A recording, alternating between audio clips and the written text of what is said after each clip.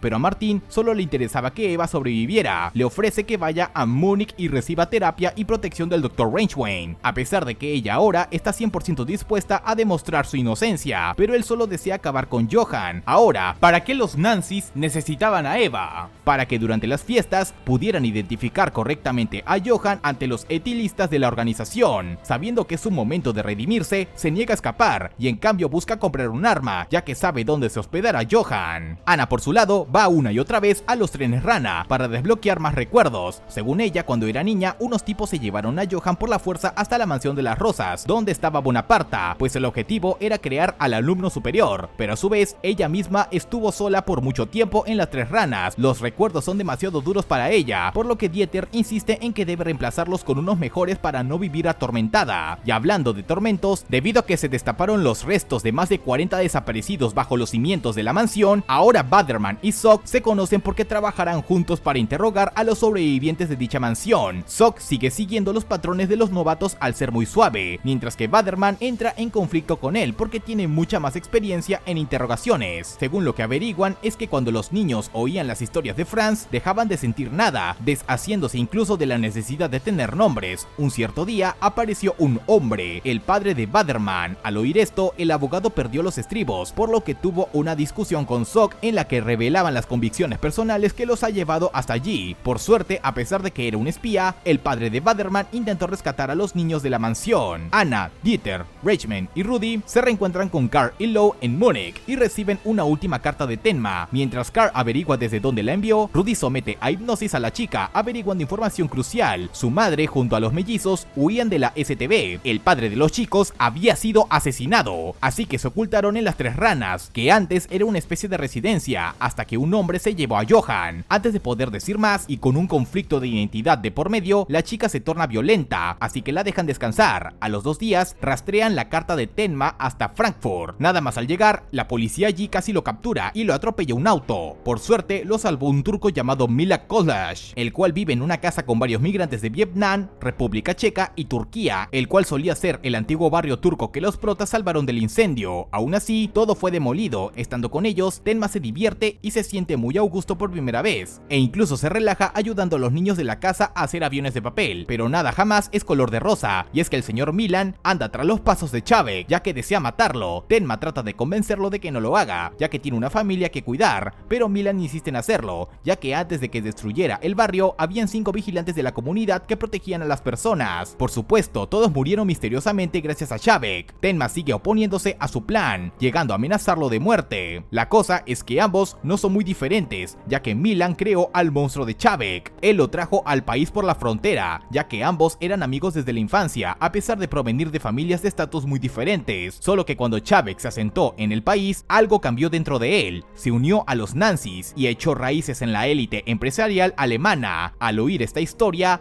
Tenma sabe que no podía detener al turco. Por eso mismo, no logró evitar que abatieran en vano a Milan cuando intentó atentar contra Čapek. Ahora hay que poner atención, porque 3 casos aparentemente inconexos en realidad tienen mucho en común. El primer oficial que investigó el caso de los mellizos hace 11 años, el inspector Weisbach, tiene que investigar a un taxista que a su vez era asesino en serie. Este se justifica siempre diciendo que mataba a gente que se lo merecía, siguiendo un propio sentido absurdo de justicia. Por ejemplo, mató a un desgraciado que maltrataba a su perro. No obstante, sus matanzas iniciaron cuando era un niño con la cabeza vendada, que iba junto a su melliza. Se le apareció en un parque de la ciudad de Greisenheim, y no solo le salvó de que la policía lo arrestara por agresión, sino también le dijo que tenía razón. La gente como ese tipo debían morir, lo cual desencadenó su tendencia homicida. Solo que hay una única persona de la que el hombre se arrepiente de haber matado, y era un banquero que estaba a punto de acusar a un multinacional de ser corrupto. Gracias a su muerte, la multinacional sobrevivió. Al principio Weisbach no le prestó mucha atención, pero al unir un poco las pistas con lo que pasó hace 11 años, confirmó que sí, el chico desaparecido y que inició la tragedia de Tenma era el mismo del cual acababa de escuchar. Ese mismo chico ordenó la muerte del banquero. Suk, por otro lado, tuvo que oír el testimonio de un vampiro de mujeres que también mató a una única víctima, no porque quisiera, sino porque un tal verdadero vampiro se lo sugirió en un parque de Greisenheim. Prácticamente mismo modus operandi que otro asesino, que conoció a un niño en el mismo parque. Por mera casualidad, Suk y Weisbach se conocieron, y al unir los hilos entendieron que Johan conspiró para que estas 3 muertes se hicieran realidad, sin saber que era para beneficiar a la organización neonazi a su manera. Ahora, ¿se acuerdan de Bebé? Pues se enamoró de una prostiamiga, irónicamente no rubia, ya que se siente muy solo, quién sabe por qué. La cosa es que al enterarse de los 3 asesinatos anteriores y preguntarle a Čapek, comprende que 2 de ellos eran para encubrir escándalos causados por el idiota de Christoph, pero el tercer asesinato es incomprensible. En realidad fue para borrar rastros de una mujer que conoció a la madre de Johan en el pasado. Da igual, Čapek confía ciegamente en Johan y en su plan, pero Bebé no sospecha del rubio. En cuanto a la putipana, ella actúa cada vez más entusiasmada con el hecho de ser compañera de Bebé, y él se confía tanto que decide salir con ella sin guardaespaldas. Cuando su segunda cita termina, él intenta pagarle con dinero, por lo que ella se ofende. Él se disculpa sinceramente y admite que siempre ha logrado todo comprando a la gente, pero ella es diferente, pues se ofrece a acompañarlo a su habitación de hotel sin coste alguno. A las pocas horas, Bebé está muerto. Al enterarse, Čapek empieza a entrar en pánico, pues comprende que esto lo hizo Johan, lo cual lo dejó impactado, pues creía que él y la organización entera estaban entre sus planes de supremacía. Entonces decide escapar con los guardaespaldas a los que Bebé ordenó que no la acompañaran. En teoría, deberían dirigirse a una cabaña donde otros guardaespaldas los esperarían, pero al paranoquear con que Johan ya podría haber predicho esto, Čapek se asusta tanto que mata por impulso a su chofer, pues creía que lo iba a traicionar. Sabiendo que está siendo derrotado, termina de llegar a la cabaña, donde Johan ya lo estaba esperando, para preguntarle si Franz Bonaparte estaba vivo. Sabiendo que Anna es la debilidad de Johan, Čapek había ordenado secuestrarla. Al saber que fue Čapek quien mandó a buscarla, acepta ir hasta él. Por su parte, Tenma ya había previsto que la policía allanaría el hogar de Milan, así que antes de marcharse, les informa a todos que el turco había muerto. Los niños juraron venganza, pero él literalmente les dijo que la venganza nunca es buena, mata el alma y la envenena. Ahora, ¿se acuerdan de que Eva sabía la ubicación de Johan? Pues Christoph también se dirigía hasta allá, pero al llegar, en lugar de ver al rubio, encuentra a una borracha borracha armada en rehabilitación, y al mismo tiempo Anna se reencuentra con Chávez, aunque impulsivamente desea matarlo, no lo hace, ya que el tipo está traumado por haberse dado cuenta de que el diablo lo ha usado todo este tiempo, y no al revés como él creía. La borracha por su parte interroga al ricachón para saber dónde está Johan. La cosa es que la historia entre ellos dos es más profunda, ya que ambos estuvieron en Kinderheim. Christoph sacrificó a otros niños para sobrevivir durante la matanza. Alguien lo salvó luego de mucho tiempo, y ese alguien fue Johan. Antes de que le dijera a Eva cuál era el verdadero plan de Johan, este la desarma y la derriba, pero antes de que la matara, Tenma aparece y dispara. El contexto supuestamente es que un militar checo y una ingeniera genética se conocieron y se enamoraron. Todo era parte de un experimento en el que las parejas cero predeterminadas engendrarían un bebé, pero el militar realmente se enamoró y quiso escapar con su mujer embarazada. Spoiler, salió mal y le asignaron una nueva misión de no retorno en el Valhalla. La mujer por su parte quedó en custodia de Franz von Parta, el cual la dibujaba una y otra vez con la idea de que sus hijos cargarían con el futuro de la humanidad. Mientras ella juraba venganza, intentó huir antes de dar a luz, pero fracasó y sus mellizos nacieron. De eso saltamos a que ellos vivieron en las Tres Ranas, hasta que un incendio ocurrió y los niños escaparon por su cuenta. Fueron adoptados por unos granjeros que no podían tener hijos, y ahí fue cuando el varón, ya se imaginarán quién es, empezó con sus masacres. Luego fueron encontrados por Wolf en la frontera checoslovaca. Tenma y Eva llevaron a Christoph a un hospital porque le dispararon y perdió mucha sangre, mientras ella iba a avisar a las autoridades para que lo ayudasen. Christoph se rindió y le dijo solamente a Tenma a dónde se iría Johan, y el doctor se marchó sin Eva para no ponerla en peligro. Anna por su parte terminó hallando a Johan en los restos de la mansión, dispuesta a acabar con él y así terminar con este baño de sangre. Sin embargo, él volvió a dominarla, haciéndole recordar un episodio aún más oscuro de su pasado. ¿Se acuerdan que Anna mencionó que en las Tres Ranas se había encontrado con ella misma? ¿También recuerdan que Johan había sido secuestrado y llevado a la mansión? Pues allí un montón de aristócratas neonazis tenían fe en que él sería su nuevo mesías. Sin embargo, todos murieron envenenados con vino y solo sobrevivió Franz Bonaparte. Al ver toda esa masacre, Johan huyó a través de arbustos de rosas con espinas, y anteriormente cuando Anna exploró el lugar, se pinchó con unas rosas, lo cual le había hecho tener flashbacks de Vietnam. Cuando Johan volvió, su hermana lo recibió burlonamente, pero aquí viene el plot twist, y es que quien sufrió todo lo de la mansión no fue Johan, sino la propia Anna, pues Johan había suplantado su identidad. Al regresar, Johan le pidió que le contase todo lo que vio en la mansión, y luego se apropió de sus recuerdos. Por esto mismo, la chica empieza a sentirse la causante de todas estas muertes, lo que le hace tener tendencias suicidas. Sin embargo, Tenma la encuentra y evita que haga alguna locura, ya que ella es quien lo ha ayudado a seguir adelante. Chávez, por su lado, aparece solo para decirle al prota que el siguiente objetivo de Johan es el mismo Bonaparte, el cual está en cierto pueblo, mismo en el que Lunch también llegó gracias a que interrogó a Lipski. Finalmente, Chávez es asesinado por sus guardaespaldas. En cuanto a Johan, él visita personalmente a un doctor llamado Horst Grossman, del cual se habla más en una serie aparte. Este tipo era un fiel seguidor de Johan que mató a mucha gente por órdenes de él, pero una vez hizo todos los trabajos, ya no le era útil, así que lo ejecutó. Volviendo a lo importante, el pueblito en cuestión se llama Rugenheim, está al sur de Germanolandia y es bastante pacífico, hay que ponerle algo de emoción. Para empezar, Lunch y Grimmer llegan hasta allí y se hospedan de casualidad en la misma posada café, y recordemos que Lunch ha recopilado datos de Grimmer, pero a su vez Grimmer no sabe nada de Lunch. La posada pertenece a un hotelero amable que trabaja junto a un chico llamado Wim, que es molestado por otros niños por lo dañada que está su bicicleta, y a su vez tiene un padre alcohólico y maltratador que le quita su dinero para gastarlo en beber. En la posada se hospeda una pareja de ancianos, cuyo señor está en silla de ruedas. Por otro lado, está una vieja molesta que siempre pasea a su perro, pero este se escapó luego de que en el pueblo se escuchara un disparo. Grimmer y Lunch buscan al perro por separado en el pueblo, mientras los lugareños se niegan a creer que el sonido de antes fue un disparo, ya que todo allí es usualmente pacífico. Durante la búsqueda, Grimmer también conoció a una joven charcutera que está esperando a que su príncipe azul la saque de ese pueblo aburrido. Al final hallan al Firulais en el bosque, ambos terminan conociéndose y por lo tanto ambos coinciden en que desean evitar una tragedia. Aparte, un matrimonio de viejos gruñones recibe un golpe de suerte. La vieja es adicta a la lotería y por mera casualidad ganó el premio gordo, pero debido a que le jugó unos números que le sugirió a un vecino llamado Conrad, empiezan a volverse paranoicos, creyendo que todos los de Rugenheim se enteraron de que ganaron la lotería, así que el hombre compra armas y planean marcharse. Los demás niños roban la bicicleta de Wim y la arrojan supuestamente cerca de un lugar conocido como la cabaña del vampiro. Al ser lo único que posee, se arriesga y va hasta allá, hallando un gato muerto y por casualidad a Lunch y a Grimmer. El problema es que el gato recibió un disparo, coincidiendo con el sonido de hace un rato, y además en la cabaña hay muchísimos bocetos de los los mellizos. En cuanto al señor Conrad, este estaba en el bosque cuando de repente se le apareció alguien. El señor gritó ¡un forastero! Y dicho forastero le disparó. Pensando cómo sería la manera en la que Johan podría acabar con el pueblo, Lunch sugiere que los vecinos podrían matarse por histeria o paranoia colectiva, y eso parece lo que está pasando, porque como los otros niños maltratan violentamente a Wim, alguien le ofrece algo para matarlos y así acabar con su sufrimiento. El matrimonio millonario va al bosque a buscar a Conrad para pagarle algo a cambio de que no revelara que ganaron la lotería, y son los primeros en hallarlo muerto, aunque de hecho ellos consideraban matarlo si les pedía mucho dinero. El borracho del pueblo, que vaga sin que su vida tenga sentido, se topa con los ancianos de la posada, cuando de pronto el viejo se levanta de su silla de ruedas y le ofrece un arma, diciéndole al borracho que su hijo ya tiene una. Empiezan a oírse más y más disparos por separado. Tenma, por su lado, gracias a la información que le suministró Anna, termina contactando en Praga a Lipski, quien a su vez le entrega una serie de pistas acerca de dónde podría estar Bonaparta. Dato curioso, su verdadero nombre es Klaus Pope, uno de los nombres que usó para su libro. Con ayuda de un bibliotecario y traduciendo el título de uno de los cuentos de Bonaparta, Tenma se da cuenta de que debe estar en un lugar tranquilo, que traducido en alemán sería Rugenheim. En cuanto a la gente del pueblo, la policía busca a Conrad, que ya fue reportado como desaparecido, mientras que una lluvia torrencial incomunica al pueblo entero. Un policía es asesinado por alguien desconocido, y Lunch se da cuenta de que los zapatos del viejo en silla de ruedas están sucios, como si se hubiera puesto de pie. Para colmo, las líneas están caídas, o sea, todos están atrapados. Wim está a punto de usar un arma contra los abusadores, y su padre ebrio a su vez piensa usar la suya para vengarse de los que lo despreciaban y encima robar alcohol. Un policía halla el cuerpo de Conrad, pero el tirador misterioso le dispara en la pierna, pero no lo mata. En el caso del padre borracho, cuando vuelve al bar para matar a los que se burlaban de él, ya todos estaban muertos. Grimmer halla a Wim junto a los bulineros asesinados, pero menos mal el niño no accionó el arma. Ambos vuelven a la posada junto a Lunch, el policía herido, los viejos y el hotelero, y ahí es cuando todo sale a la luz. Los viejos vinieron de afuera con órdenes de distribuir armas e infiltrar sicarios por órdenes de alguien. Anna y Rudy deciden ir hasta el pueblo, pues Tenma les envió a ella y a los demás aliados para avisarles de lo que pasará. Ahora bien, la razón por la que en el pueblo ocurre esta masacre es porque el hostelero es ni más ni menos que Franz Bonaparta. Obviamente Grimmer quiere hacerle de todo, pero prefiere mantenerlo vivo para que todas las atrocidades que han ocurrido por su culpa salgan a la luz, aunque el viejo se arrepiente de haber iniciado los experimentos en niños. Pero la razón por la que el pueblo entero está muriendo es que Roberto es la cabecilla de los asesinos y aprovechó para tumbarse a las chicas de las salchichas. Tenma finalmente llega para ayudar a los sobrevivientes inocentes, mientras que el matrimonio de la lotería une fuerzas con Grimmer y el inspector para sobrevivir.